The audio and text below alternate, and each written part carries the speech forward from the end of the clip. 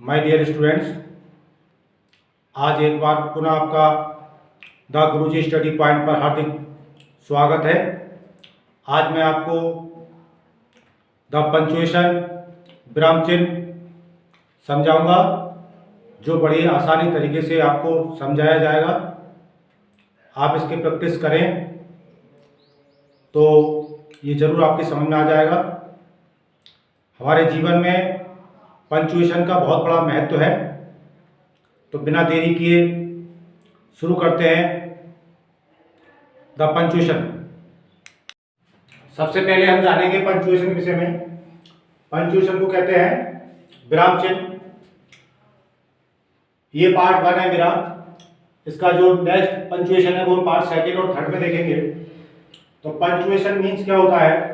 Punctuation means the right use of putting in points और stop in writing, अर्थात लिखते समय उचित विराम चिन्हों, मार्क स्टॉप्स या पॉइंट्स का प्रयोग करने को पंक्चुएशन कहते हैं। काइंड्स ऑफ पंक्चुएशन, सबसे पहले हम देखेंगे फुल स्टॉप। फुल स्टॉप हम कहाँ कहाँ लगा लेते हैं?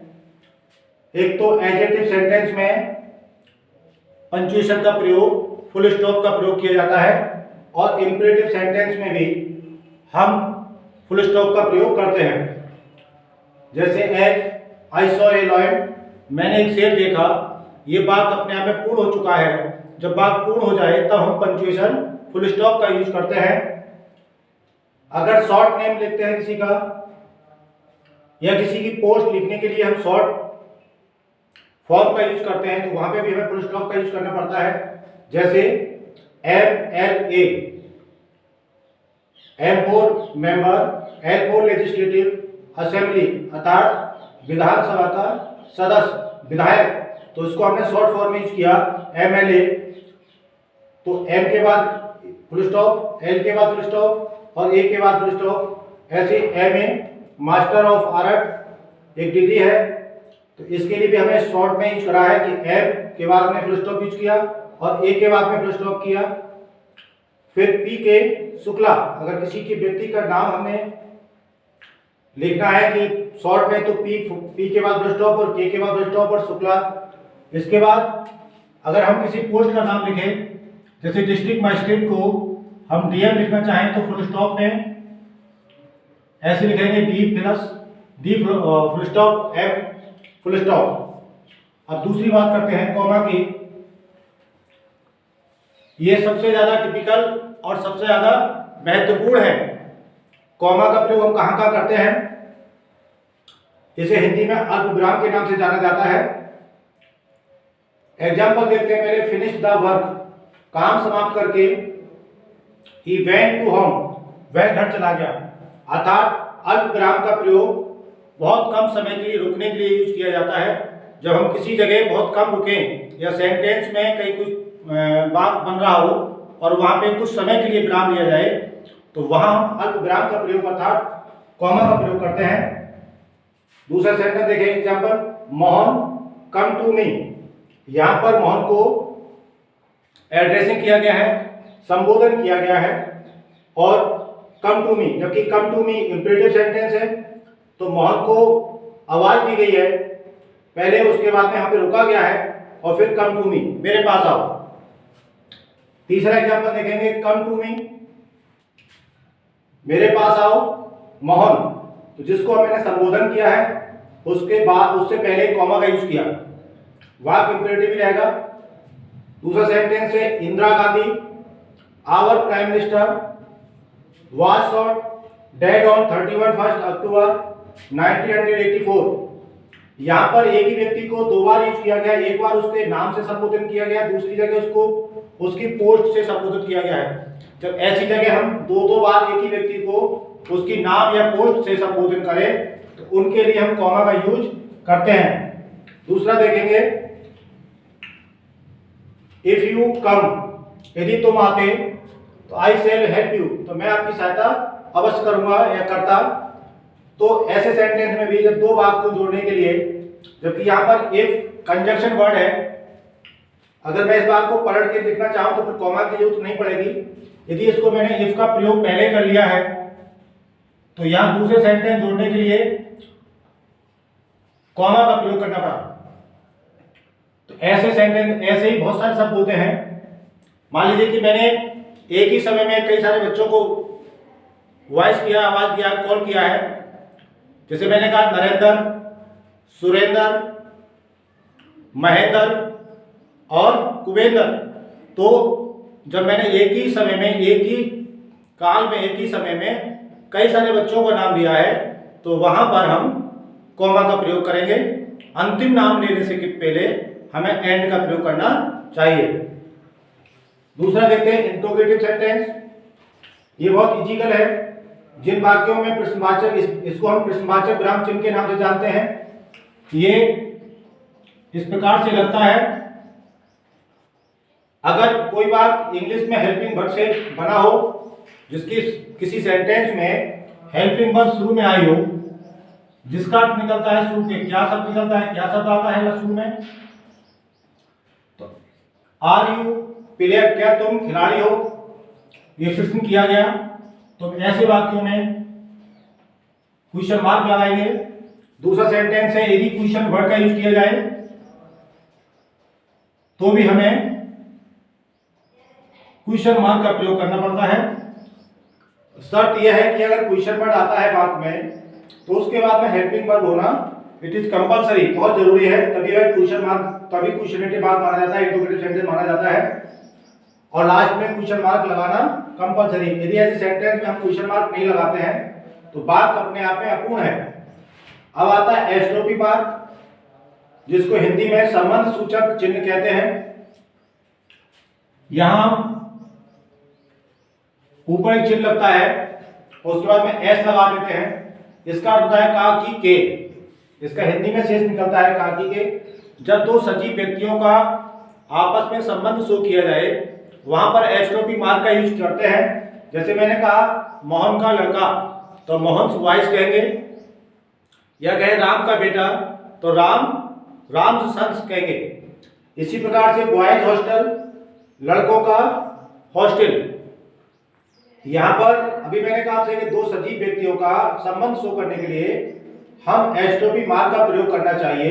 लेकिन बट यहां पर तो हॉस्टल निर्जीव है। अगर किसी सजीव के साथ किसी निर्जीव वस्तुओं को भी जोड़ा जाए, वहां पर भी हमें एस्ट्रोपी मार्क का प्रयोग करना चाहिए। जैसे राम्स फादर, ये दोनों सजीव है, क्योंकि यहाँ पर एक निर्जीव है और एक सजीव और एक निर्जीव है। ऐसे संबंध में तो भी हमें एस्ट्रोपी मार्क प्रयोग करेंगे। और राम्स फादर, ऐसे संबंध में भी हम राम्स फादर, राम के पिता, तो ऐसे संबंध में भी हमें एस्ट्रोपी मार्क का प्रयोग करना पड़ेगा। अब आता है इन्वर्टेड कॉमा। एकदम इजी है।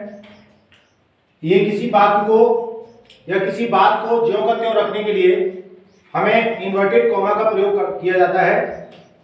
ये उन वाक्यों में प्रयोग किया जाता है, तो डायरेक्ट से, जो डायरेक्ट वाक्य होते हैं उनमें करते हैं यूज, और कोई डेफिनेशन होती है किसी विद्वान की, किसी वैज्ञानिक की, किसी सामाजिक विद्वान की, अगर किसी ने कोई डेफिनेशन दी है तो वहां उस डेफिनेशन को हम इन्वर्टेड कॉमा में क्लोज करते हैं।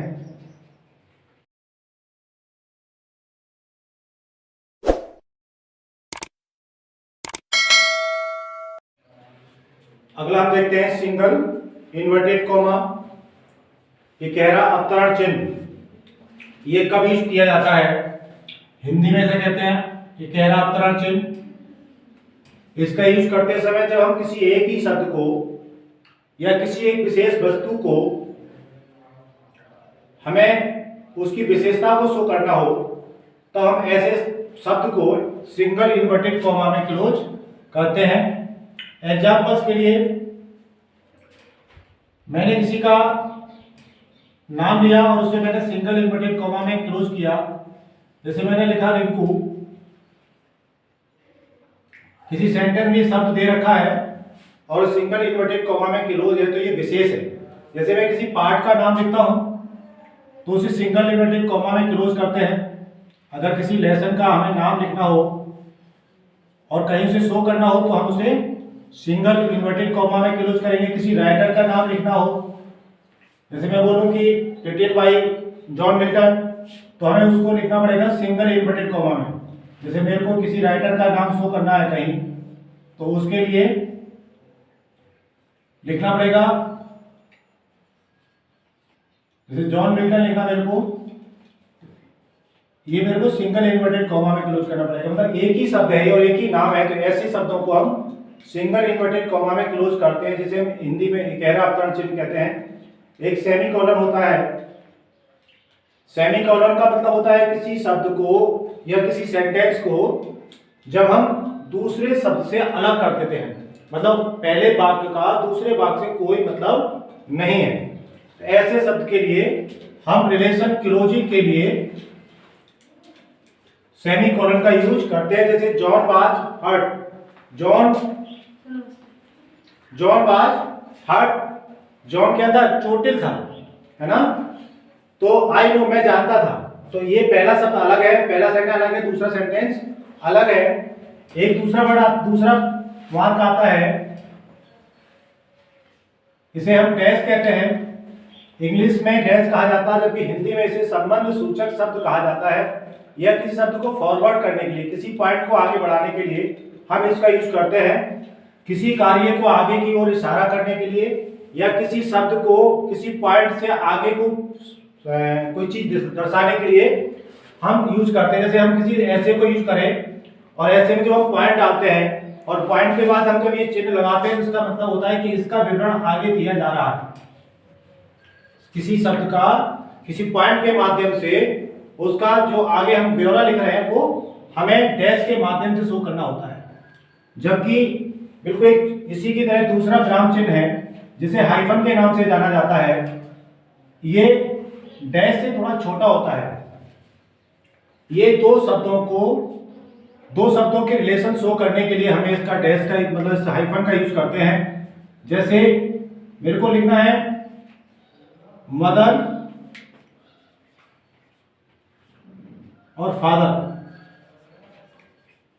या सिस्टर ब्रदर,